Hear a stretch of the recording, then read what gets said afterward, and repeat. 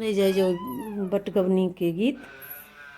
आड़े गंगा पाड़े जमुना बीच ही कदम केड़ा गाछियो ताही ऊपरे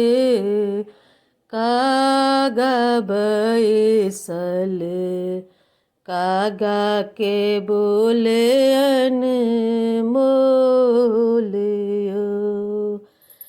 कागड़ी तोड़ा पागे बान्हब सोने से मेढ़ायब दुनू ठोड़ियो पंखे ऊपरे पाती लिखब भेजब कांत के पासेयो बाबा के बाड़ी में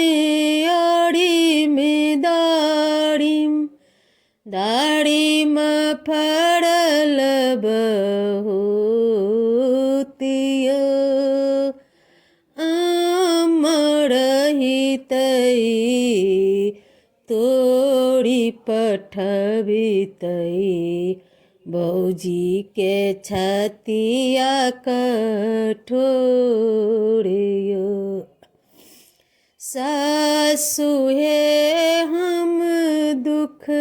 कहब केकरा आहू के पुत्र परदेसियो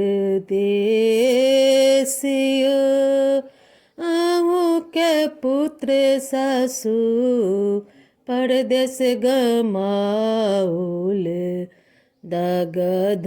भेल शरीरियो आहू के पुत्र सासु परदेस गमाउल दगध भेल शरीर।